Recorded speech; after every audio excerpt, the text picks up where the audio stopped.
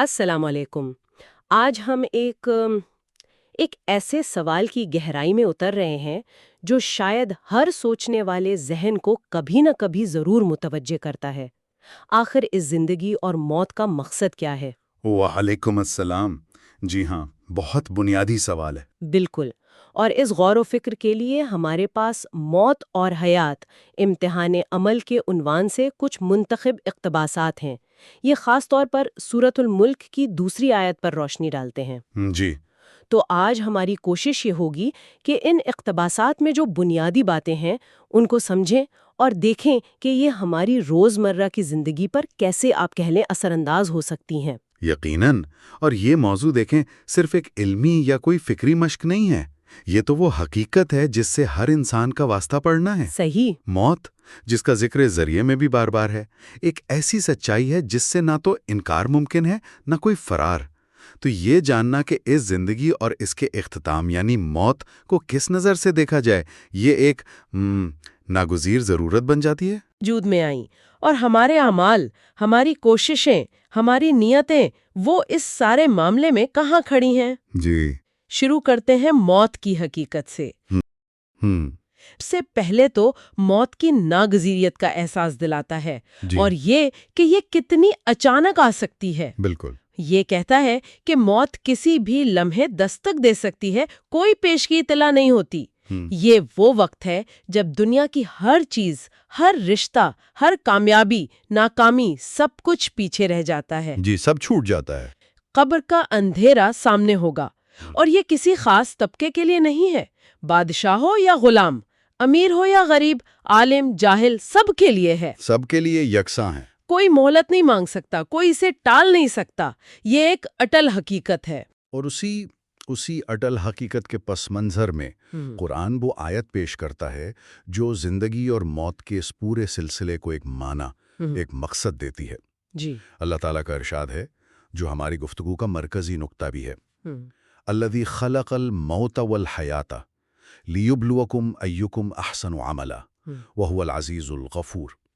اللہ اکبر۔ ترجمہ: وہی ہے جس نے موت اور زندگی کو پیدا کیا تاکہ تمہیں آزمائے کہ تم میں سے کون سب سے اچھے عمل کرتا ہے، اور وہ بہت زبردست بھی ہے، بہت بخشنے والا بھی ہے۔ یہاں یہ پیدا کیا کا لفظ جی یہ بہت اہم ہے۔ جی ہاں، خلق الموت، موت کوئی حادثہ نہیں بلکہ زندگی کی طرح ایک تخلیق ہے، ایک مقصد کے تحت۔ یہ واقعی ایک اہم نقطہ ہے کہ موت بھی تخلیق کی گئی۔ اس کا مطلب ہے یہ بے مقصد نہیں ہے۔ بالکل۔ ہے کہ یہ سارا نظام، زندگی کا ملنا اور پھر موت کا آنا، یہ کوئی اتفاق نہیں، کوئی کھیل تماشا نہیں، یہ اللہ کا ایک سوچا سمجھا منصوبہ ہے۔ جی، ایک ڈیوائن پلان ہے۔ آیت کا لفظ لیبلوکم، تاکہ وہ تمہیں آزمائے، یہ اس منصوبے کا مقصد بالکل واضح کر دیتا ہے۔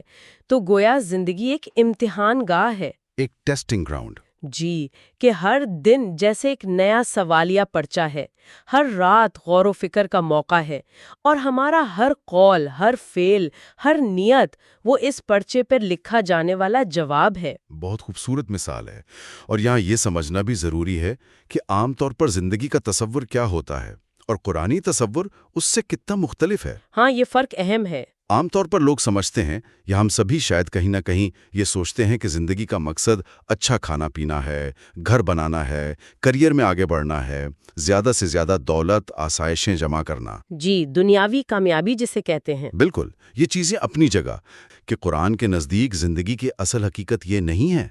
اصل حقیقت یہ ہے کہ یہ ایک آزمائش کا دورانیہ ہے، ایک امتحان کا وقت ہے۔ اور موت؟ اور موت اس آزمائش کی وقت کے خاتمے کا اعلان ہے۔ جیسے امتحان ہال میں آخری گھنٹی بج جاتی ہے نا، جی جی، اس کے بعد پھر قلم اٹھانے کی اجازت نہیں ہوتی، بس وقت ختم۔ صحیح۔ تو پھر اس امتحان میں کامیابی کا معیار کیا ہے؟ جی، آیت میں اللہ تعالیٰ نے یہ نہیں فرمایا کہ کون زیادہ عمل کرتا ہے، اکثر عمل نہیں کہا، بلکہ یہ فرمایا کہ کون سب سے اچھے عمل کرتا ہے، ایکم احسن عملا۔ یہ ایک بنیادی فرق ہے۔ بہت بڑا فرق ہے۔ تو یہاں زور مقدار پر نہیں، معیار پر ہے۔ اعمال کا حجم نہیں، ان کی خوبی، ان کی پاکیزگی، ان کا اللہ کے نزدیک قابل قبول ہونا، وہ اہم ہے۔ بالکل صحیح۔ احسن عملہ یعنی بہترین عمل، بس یہی پیمانہ ہے جس پر پرکھا جائے گا کہ دنیا میں جسے ہم کامیابی سمجھتے ہیں، چاہے وہ دولت کے انبار ہوں، اونچے عہدے ہوں، لوگوں میں شہرت اور واہ واہ ہو۔ جی، ان میں سے کوئی چیز بھی خود بخود آخرت کی کامیابی کی ضمانت نہیں ہے۔ وہاں تو صرف وہ اعمال وزن رکھیں گے جو احسن تھے۔ اور احسن ہونے کا کیا مطلب ہے؟ اس کو بھی تھوڑا واضح کریں۔ جی، بنیادی طور پر دو چیزیں ہیں جیسا علماء بتاتے ہیں۔ اول، وہ عمل اللہ کے بتائے ہوئے طریقے یعنی سنت کے مطابق ہو، اور دوم، وہ خالصتاً اللہ کی رضا کے لیے کیا گیا ہو، یعنی اخلاص۔ بالکل۔ اس میں کسی قسم کی ریاکاری، دکھاوا یا کوئی دنیاوی غرض شامل نہ ہو۔ یہی اخلاص نیت ہے جو عمل کو احسن بناتا ہے، چاہے وہ دیکھنے میں کتنا ہی چھوٹا کیوں نہ ہو۔ اور وہ ہے خود احتسابی، اپنا جائزہ لینا۔ جی، سیلف اسیسمنٹ۔ یہ ہمیں دعوت دیتا ہے کہ ہم رک کر سوچیں ہمارے دن رات کیسے گزر رہے ہیں، ہمارے اعمال کا معیار کیا ہے۔ جب ہم عبادت کرتے ہیں، مثلا نماز پڑھتے ہیں، تو کیا جسم کے ساتھ دل اور دماغ بھی حاضر ہوتے ہیں، یا یہ صرف ایک رسم بن کر رہ گئی ہے؟ اہم سوال ہے۔ جب ہم کسی کی مدد کرتے ہیں، صدقہ و خیرات کرتے ہیں، تو کیا اس کا مقصد واقعی اللہ کو راضی کرنا ہوتا ہے، یا کہیں دل کے کسی کونے میں لوگوں کی تعریف کی خواہش چھپی ہوتی ہے؟ کیا ہمارے معاملات میں، ہماری گفتگو میں، ہماری نوکری یا کاروبار میں وہ دیانت اور سچائی ہے جو احسن عمل کا تقاضا ہے؟ اور یہ خود احتسابی، دیکھیں، اس لیے بھی زیادہ ضروری ہو جاتی ہے کیونکہ جیسا کہ ذریعہ بار بار یاد دلا رہا ہے، موت کا وقت متعین نہیں ہے۔ جی ہاں۔ موت کبھی بھی آ سکتی ہے۔ یہ جملہ ہمیں جھنجھوڑتا ہے۔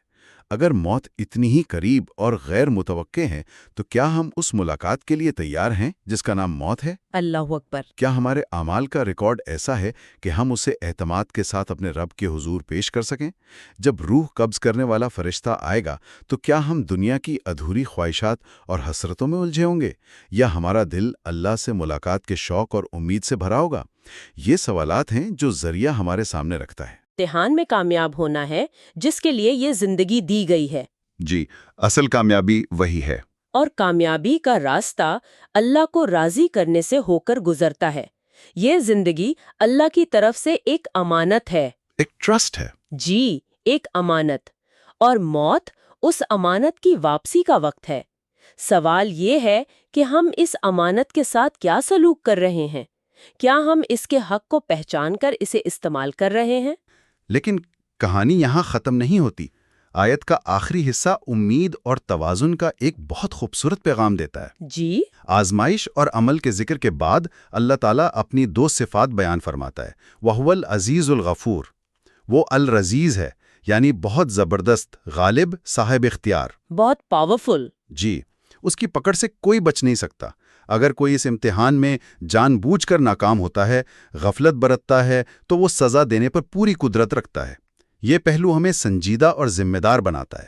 ہاں، العزیز کا ذکر ہمیں اپنی ذمہ داری کا احساس دلاتا ہے، لیکن فوراً بعد الغفور کا ذکر آتا ہے۔ بالکل۔ یعنی وہ بے انتہا بخشنے والا، معاف کرنے والا، رحم کرنے والا ہے۔ جی، یہ پہلو ہمیں مایوسی سے بچاتا ہے۔ جی، یہ امید دلاتا ہے۔ اس کا مطلب ہے کہ اگرچہ امتحان سخت ہے اور حساب لینے والا بڑا زبردست ہے، لیکن وہ رحیم بھی ہے۔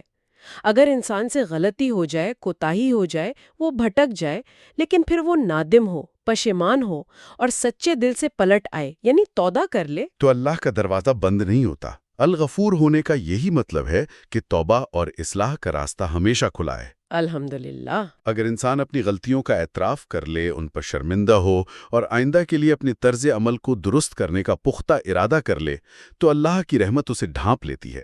وہ نہ صرف معاف کرتا ہے بلکہ بعض اوقات تو حدیث میں آتا ہے گناہوں کو نیکیوں سے بدل بھی دیتا ہے۔ سبحان اللہ۔ یہ اللہ کی شان غفوری ہے۔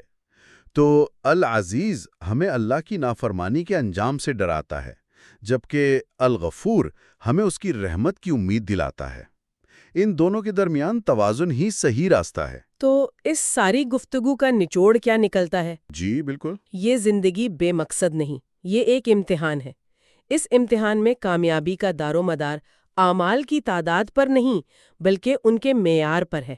یعنی وہ کتنے احسن ہیں، کتنے اچھے ہیں، کتنے خلوص نیت سے کیے گئے ہیں۔ بالکل، کوانٹٹی نہیں، کوالٹی۔ اور موت یقینی ہے اور کسی بھی وقت آ سکتی ہے، لہٰذا تیاری ہر وقت ضروری ہے۔ اور تیاری کا بہترین طریقہ یہی ہے کہ ہم مسلسل اپنے اعمال کا جائزہ لیتے رہیں، خود احتسابی کرتے رہیں، جہاں کمی پائیں اسے دور کرنے کی کوشش کریں۔ جی، اور اگر کوئی بڑی غلطی ہو جائے تو مایوس ہونے کے بجائے فوراً الغفور کی طرف رجوع کریں، توبہ کریں، کیونکہ وہ العزیز ہونے کے باوجود، یا شاید اسی لیے کہ وہ العزیز ہے، وہ الغفور بھی ہے۔ اس کی قدرت کاملہ کے ساتھ اس کی رحمت بھی لامحدود ہے۔ بہت خوب۔ اہم یہ ہے کہ زندگی کی مہلت کو، جو امتحان کا وقت ہے، غنیمت سمجھا جائے اور اسے فضول کاموں میں ضائع نہ کیا جائے۔ تو آج کی گفتگو کو سمیٹتے ہوئے ہم یہ کہہ سکتے ہیں کہ سورۃ الملک کی یہ آیت اور اس پر مبنی یہ ذریعہ ہمیں زندگی اور موت کے بارے میں ایک گہرا شعور عطا کرتا ہے۔ جی، ایک پرسپیکٹو دیتا ہے۔ زندگی محض سانس لینے کا نام نہیں، بلکہ ایک ذمہ داری ہے، ایک آزمائش ہے، اور موت خاتمہ نہیں بلکہ ایک نئے مرحلے کا آغاز ہے، جس کا انحصار اسی آزمائش میں ہماری کارکردگی پر ہے۔ بالکل۔ اور کامیابی کا راز احسن عمل یعنی بہترین کام میں ہے، جو اخلاص کے ساتھ اللہ کی رضا کے لیے ہو۔ اور یہ یاد رکھنا بہت اہم ہے کہ نا امیدی کا کوئی راستہ نہیں۔ اللہ کی صفت العزیز ہمیں جواب دہی کا احساس دلاتی ہے، تو اس کی صفت الغفور ہمیں ہر لمحہ امید اور رحمت کا یقین دلاتی ہے۔ الحمدللہ۔ شرط صرف یہ ہے کہ ہم خود اپنی اصلاح کے لیے سنجیدہ ہوں اور اس کی طرف پلٹنے میں دیر نہ کریں۔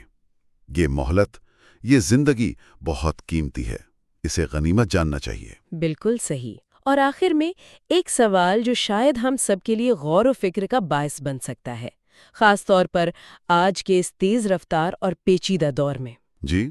جب ہم احسن عمل یعنی بہترین عمل کی بات کرتے ہیں تو اس کا اطلاق ہماری زندگی کے کن کن پہلوؤں پر ہوتا ہے؟ کیا یہ صرف نماز، روزہ، حج، زکوٰۃ جیسی عبادات تک ہی محدود ہے؟ اچھا سوال ہے۔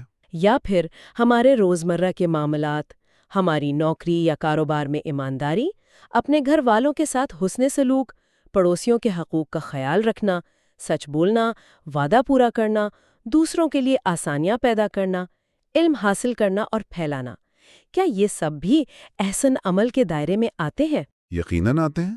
دین تو پورے طرز زندگی کا نام ہے۔ بالکل۔ تو شاید اس پر غور کرنا ہمیں اپنی زندگی کو اس قرآنی معیار کے مطابق ڈھالنے میں زیادہ مدد دے سکتا ہے۔ انشاءاللہ، بہت اہم نقطہ ہے۔